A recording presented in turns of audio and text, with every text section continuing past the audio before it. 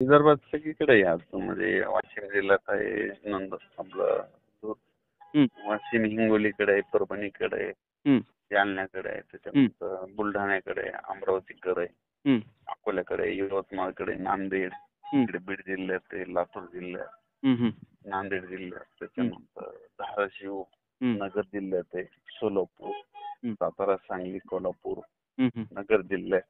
हं.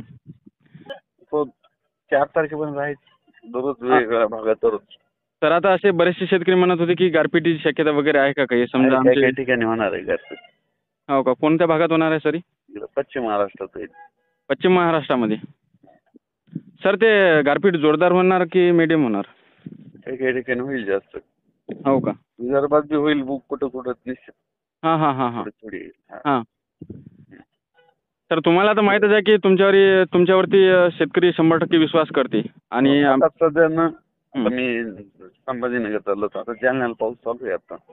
हो सर, तुम्ही 1-2 दिवसापूर्वी एक अंदाज दिला होता आणि त्याच्या माध्यमातून तुम्ही सांगितलं होतं की बऱ्याचशा जिल्ह्यामध्ये पाऊस होणार. हो, तर सर ते तुमचा अंदाज 100% खरा झालेला आहे. रात्री पण पडला ना तुमच्या इकडं 31